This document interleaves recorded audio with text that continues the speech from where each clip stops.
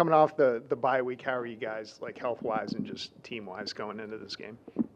Yeah, I think health-wise we're getting better. Not fully there. We won't be there fully the rest of the year. I mean, just nature of the business that we're in and the physical aspect of the sport. But definitely, I think helped us this week and being able to even the guys that have been playing for us and don't have a significant injury. I think just getting those guys a little bit of rest time and being able to get their legs back underneath them. And so, as a coach, you always wonder, what's too much on a bye week compared to doing too much on them. And so I thought we did a nice job last week. We had 2 really hard work days, got some good walkthroughs in last week. Gave them the weekend off, Saturday and Sunday, and then come back, rejuvenated for a nice Monday/Tuesday practice. So I thought energies were high today. You could tell it was the first time they'd had that load on them in a couple of days, but I thought they pushed through. And so, hopefully, we got D Ward that'll probably be a game time decision for us this week. Got a little bit in today, but not full. I think we have X coming back this week that's looking better and better and progressing the right way. Mercer's been back a couple weeks, but it's good to get him, some more snaps and moving him back to center right now. And then just defensively, I think just getting some of the guys some rest that was much needed. Jaden Hill, who's been battling for us, and all those guys just to be able to rest their bodies a little bit last week was good. And so yeah, I think we're in a good spot right now. I mean, not perfect, but nobody's perfect right now. And so got to continue to do what's been good for us, and that's have a good work week on Tuesday, Wednesday, some good mental days on Thursday, Friday. Get on a plane, eliminate distractions, obviously, and I think our prayers go out to everybody that lives in Florida right now, and what's going on. You read some of the stuff right now. I don't know what to believe and what not to believe. Obviously, that's not my expertise, but praying for all those guys that could be affected here in the near future of the hurricane. Yeah, you have a feeling if Kike is going to need some more time, or is he going to be back anytime soon? Yeah, Kike is not back yet, so I think he's trending the right direction, and so I think gets closer and closer, and we start adding more and more stuff off the field, and to play running back and make some of those cuts that he's going to have to make for us and through the course of a game is something that we really want to see a progression up to that, and so won't be up this week, but hopefully here in the coming weeks. Is there a contingency plan, or do you guys have a feeling for your guys' ability to get this game in as scheduled? Yeah, I mean, hopefully we can. Obviously, that's above my pay grade and, above my decision making. And so, obviously, people are doing different things right now. I saw that, Memphis moved their game with South Florida to Saturday now, could potentially get pushed all the way to Sunday. I think you just don't know, and obviously this is a game, and you're talking about a storm that could affect people's homes and their lives and all the different things. And so yeah, I know that our athletic director, our administration has been in touch with them and discussed some different things. I mean, I think the projections have this thing hitting a little bit north of where we're going to be. And so, with in light to the safeness of everybody, I mean, I hope that we can get this game in and play. I think both teams coming off of a bye week would be good if we could get this one done. So, but as far as knowing the logistics of something changing, I'll let my boss handle that. What do you see out of this FAU team? What are some things that they're going to do to challenge y'all? Yeah, first of all, I mean, I think that they run the football extremely good. They got 2 running backs, kind of a 1-2 punch back there. Have committed to running the football. I think, if you look at Coach Herman's past and what he's been able to accomplish on the offensive side of the ball, I mean, this is a guy that's been able to accomplish a lot in his, last 20 years of coaching football. And I remember I actually went to the game. I think he was the offensive coordinator at Ohio State when they won the national championship. And so a team that's creative and runs the ball multiple different ways, uses motions, different people back there, and so yeah. And I think coming off a bye week for them is a week for a team like this with a bunch of smart coaches to be able to put together some stuff that could give you issues, right? And so yeah, we got to be prepared for that. And then they take the ball away a ton on defense. That's one thing that sticks out. You watch all this tape, and they're flying around and they're finding ways to get turnovers, and so it'll be huge for us, to continue to protect the ball. I think, that's kind of been our Achilles heel this year in a couple games is not protecting it. And so if we continue to do that, ball security, I mean, they get interceptions, they pop balls out on fumbles of ball carriers.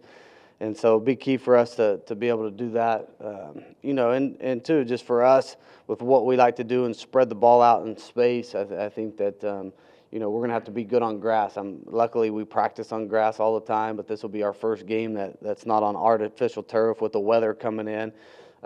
Could be a factor in it, and so that's something that we'll kind of prepare for during the course of the week, the best that we can, right?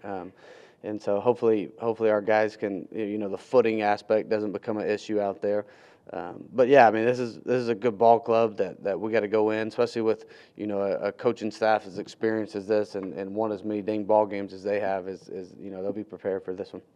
And their quarterback is a pretty good runner as well. How do you approach kind of defending a dual threat quarterback like him?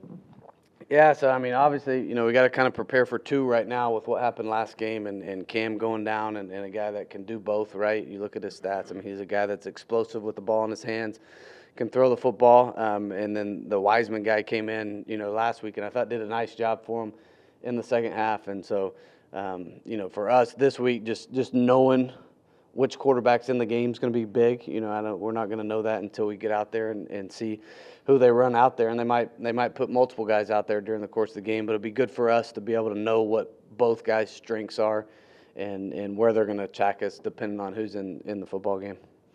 Y'all are going into a game against three pretty solid offenses, and last game against Tulsa, y'all forced 2 turnovers and a blocked punt. How important is that going to this next stretch and throughout the rest of the season? Yeah, I think so. I think you see it over and over in college football. I think that those plays create momentum, right? And momentum, I think, is such a different factor in college football than it is in professional football. I mean, I think professional football is a little bit slower pace, and I don't know why. I'd have to really do a study on it. They're able to kind of calm it down at times, it seems, even after negative plays.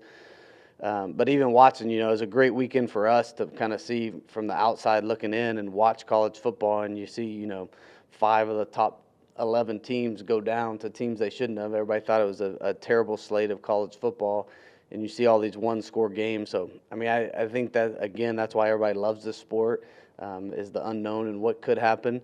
But I thought last week, really struggling out of the gate offensively, I think those turnovers gave us momentum, and we were able to strike fast once we were able to get those and really change the outcome of that game in a hurry. And so it's something that we can't rely on that. That's not going to happen every single game. You can't rely on turnovers.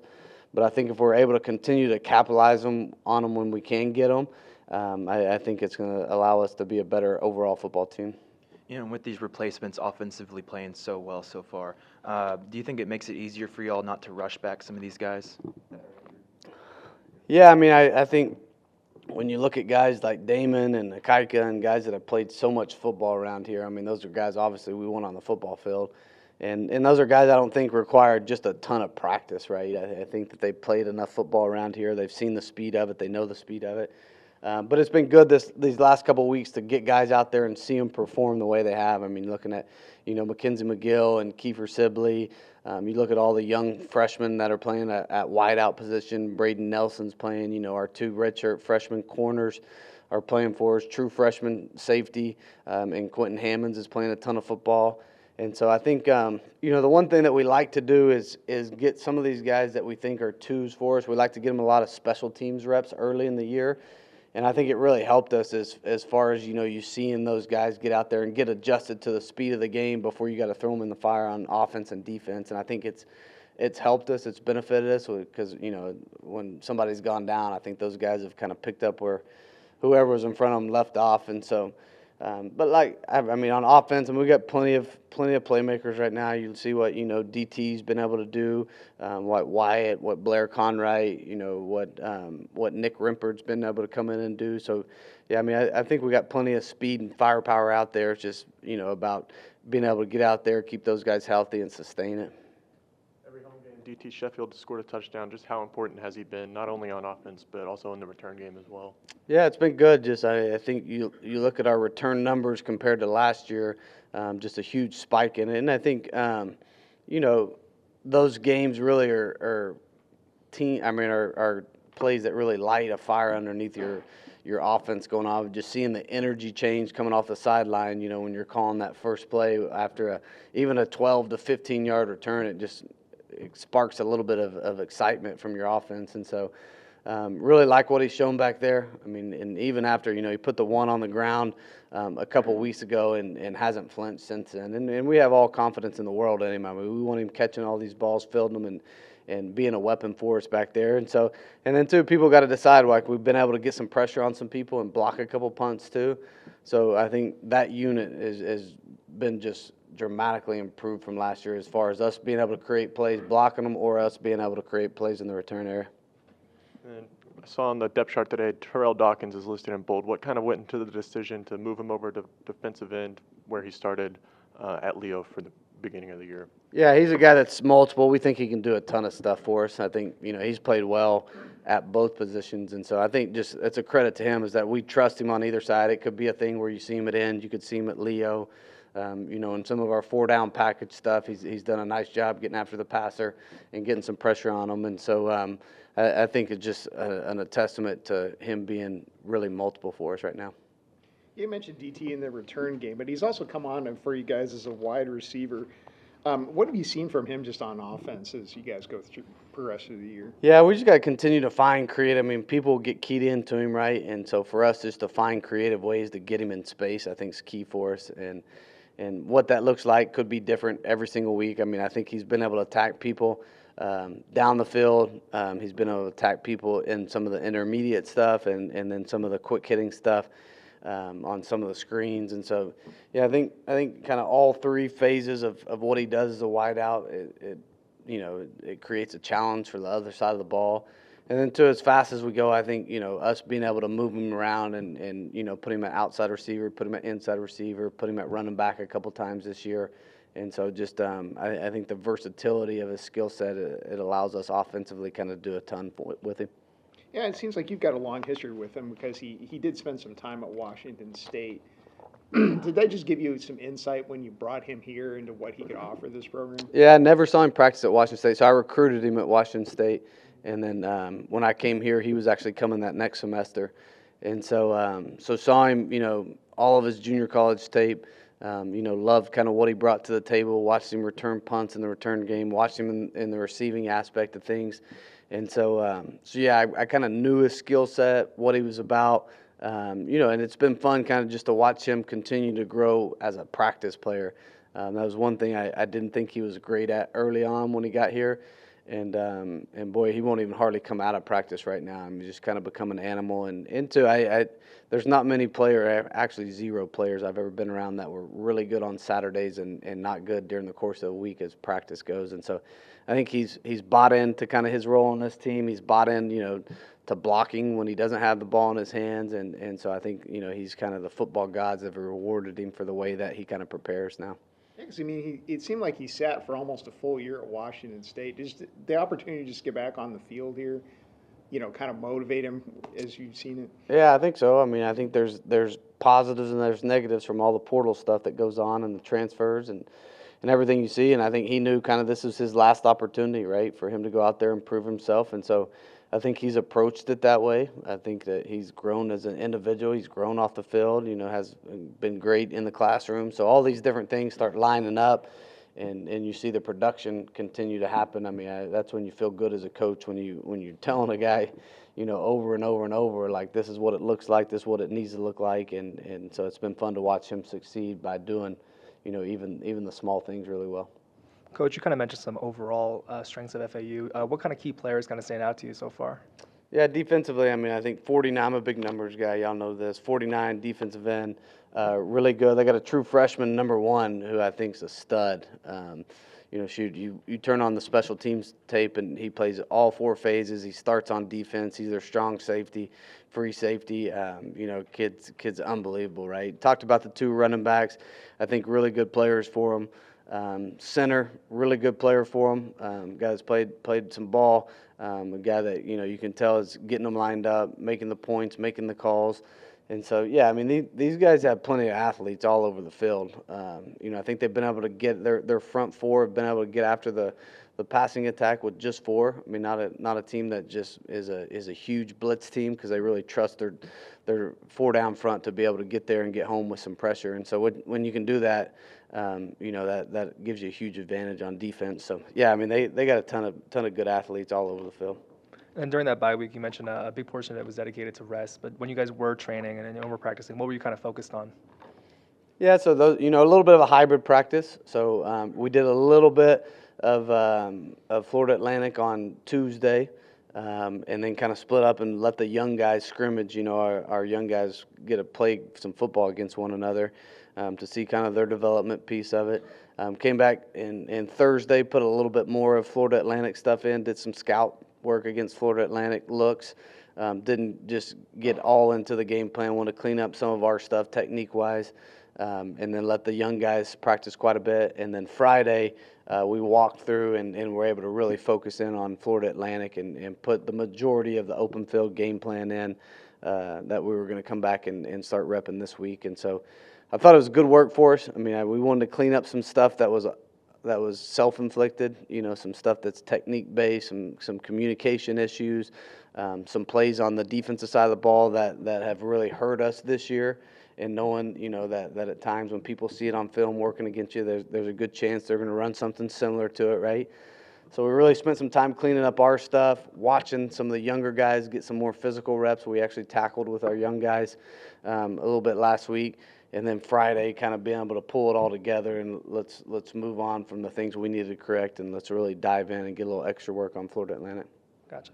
And I just have one more question for you. Chandler won his second American Athletic Conference Player of the Week. I just wanted to ask, it's kind of expected given his pedigree and his history, but just can you give any more insight into just how impressive he's been in operating within this offense? Yeah, it's been fun to watch. I think, he'll continue to grow in this offense. I mean, I think last week, he made a couple checks in the game that we were talking about on the sideline where, hey, if they give us this look again, let's go ahead and get to this play. And so I think you can see his wheels continue to turn, and as he becomes, a little bit in tune and in sync with the way I like to play calls. He's been better at communicating on the sideline. Coach, did you see this? What do you think about coming back with this? And so I think you can just tell that he's been around football his whole entire life, right? And when it clicks, it clicks. And so it's been fun to watch him just kind of progress each and every week and his brain continue to turn and be able to not only, give you an answer, but hey, let's talk about some ideas and some solutions to the answer now. Yeah, going to the East Coast traditionally has been tough for this program in general. I know travel is rough, but what is it that's so tough about going such a long distance to Florida into the East Coast and being able to play out there and succeed? Yeah, I mean, I think just when you look at it, I mean, you talked about the time change.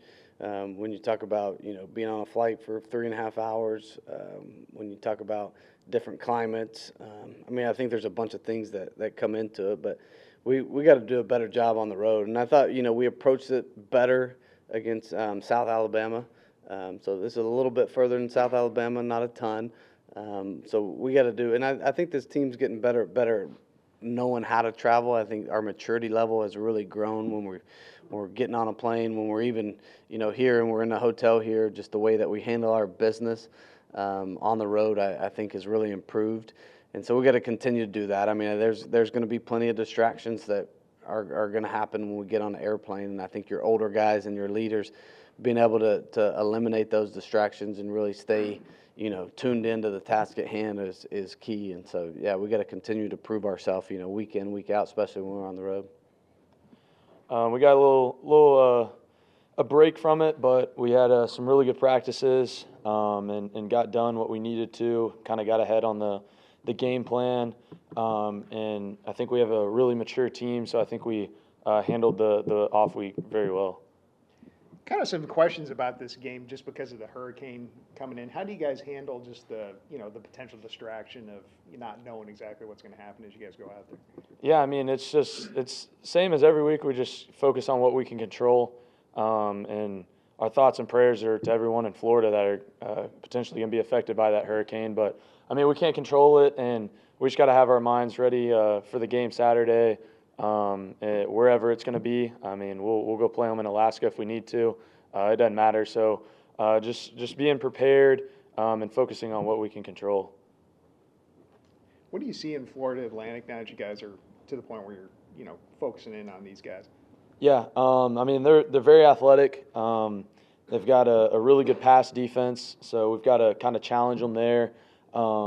And I mean, I think they're like top 10 in the country in pass defense. So I think it's going to be a really good matchup, and try and get the ball down the field. And but I think they're very athletic, and I think we'll match up well with them. How do you feel about the offense's progress throughout 5 games so far, and where do you see room for improvement? I think it's been good. I think we've been doing a good job. We're trying to establish the run more, and I think we've had some success with that. And I think we're going to continue to get better there. And especially, I think we're doing a good job distributing the football, getting the ball in different guys' hands, because the more you can do that, it's harder for defenses to cover.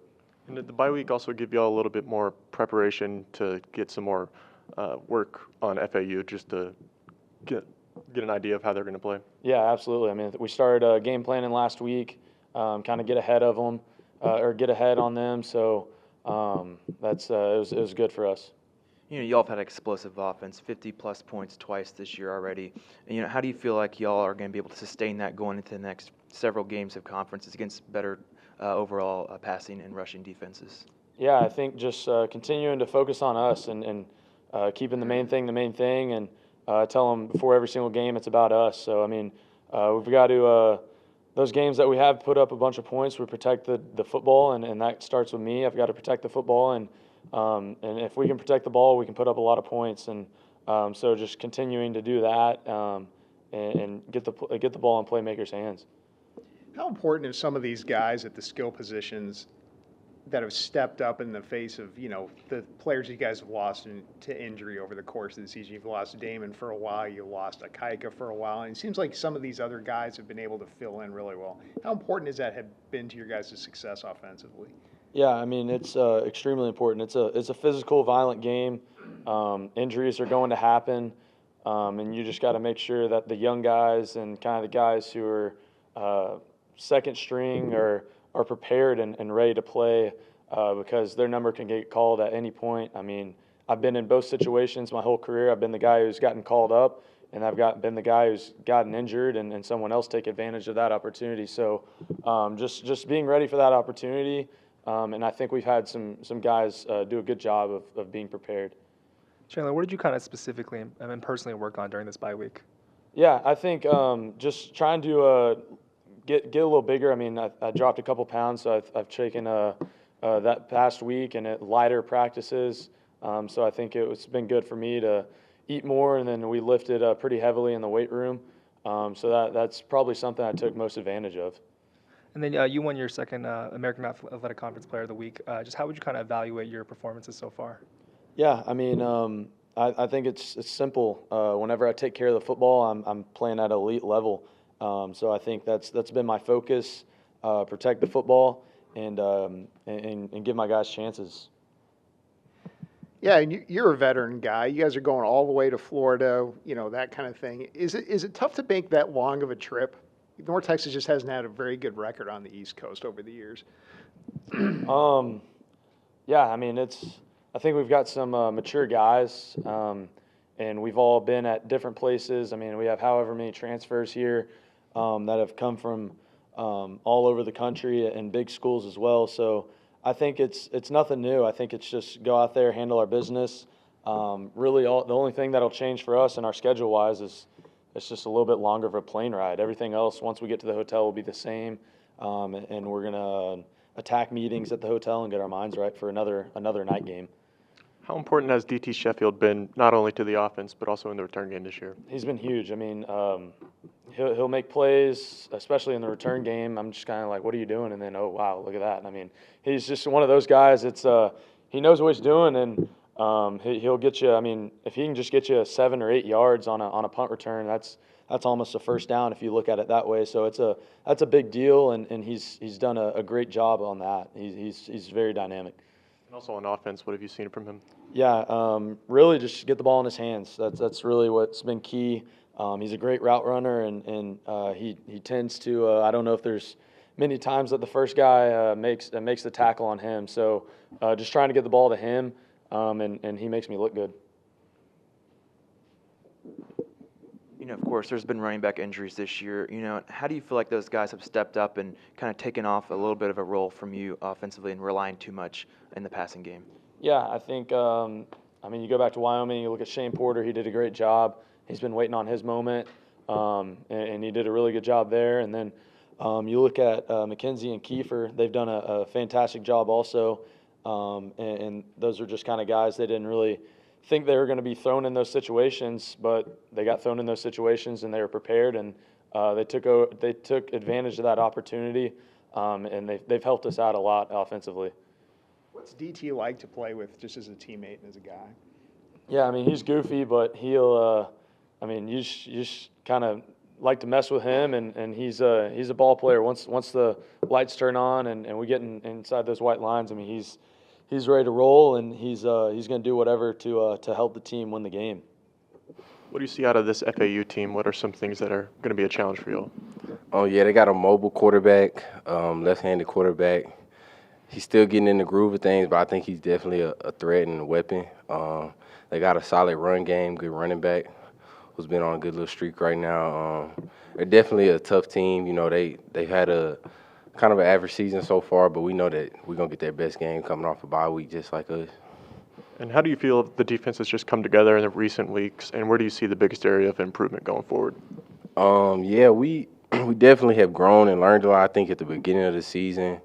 We got a lot of young guys playing, but I think we're getting better each week, and just building that camaraderie and togetherness and learning the defense each week by week. I think we can definitely just get better on starting fast, you know, being consistent in our defense and getting the little things down. You guys have seen a lot of skill position players, young guys, offensively that you face in practice kind of step up here late in the season or midway through the season with Kiefer Sibley and some of those other guys, McKenzie McGill. What have you seen from those guys and how important have they been? Man, they've been huge. McKenzie, I knew that was all in him since last year. He was on the scout team last year killing us. Those guys have really stepped up and helped us, and they're maturing each week. They can only get better, so they're definitely helping us throughout this streak right now. Yeah, another guy I wanted to ask you about is Taylor Starling, who's starting to kind of come on for you guys. Started the last 4 games as a redshirt freshman. What have you seen from him on the opposite side of you? He's been good, man. He's been getting better each week. Like I said, he's a young guy too, so he's still learning and growing. But he's tough. He plays hard. He plays fast. His technique is getting better each week. So the sky's the limit for him. So you can kind of see why he was so highly regarded, why the ceiling was. Yeah, for sure. He plays hard, and I can definitely see why. What's he like to have gotten to know him play with these last couple of years? He's been, like, from the jump, like, everybody knew that he was a high recruit coming in, and from the jump, like I said, he's one of the hardest working players on the field. He's running to the ball each play, and just getting to know him off the field and working with him on the field, trying to teach him everything that I know. He's been good. Was he a quiet guy or? Yeah, he's pretty quiet. He stays to himself a little bit, but he also can be real funny, just telling jokes and stuff. Yeah, that's kind of what we've heard. And another guy I want to ask you about is DT Sheffield, who has kind of started to make his mark on special teams and in offensively as a receiver. What have you seen from him as he's come in this year? He's been great from the spring. Like, I knew he was going to be a big impact on this team. You just got to get him the ball. We know what he'll do with it. And, like, when we on the sideline, we see him with the ball in hands, we know some big plays going to happen. He's explosive. In practice, he does the same things. He challenges me when I'm going against him. So he definitely brings a big impact to this team. All right, you guys. I mean, going to Florida, going east has kind of been tough for this team over the years. You've been here a long time. So the games on the East Coast never seem to go well. Is there something you guys can do to kind of be a little bit better on these longer trips east? I mean, I don't know specifically. It's just because it's the East Coast. I just think those games we probably just weren't prepared enough like we should. I think just preparation throughout the week and focusing on the little things, getting the proper rest, getting the proper sleep, recovering. I think that all goes hand in hand with the away games. I just think you have to execute the plan. I don't really know that the traveling has much to do with it. Hey, Ridge, during that bye week, what did you guys kind of focus on to keep continuing that defensive performance that you guys have been on? Just focusing on the little things and the details of the defense.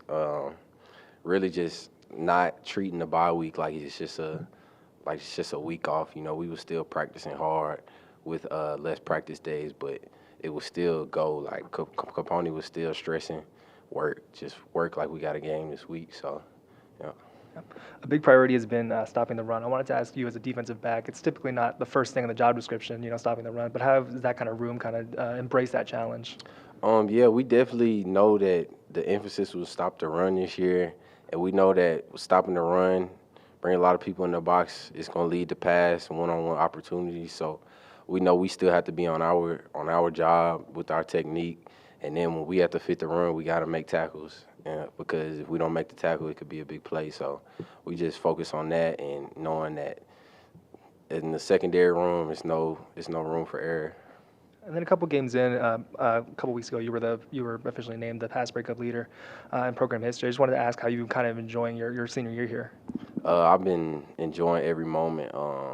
Sometimes I think I'll be like, dang, it's almost over. But I'm just trying to enjoy each moment with my teammates and coaches. It's been a great year though so far, and I want to finish out strong, leave it better than I found it. You had a big game in the last matchup between FAU and UNT. You had 2 interceptions. One of them was a pick six. What do you remember from that matchup?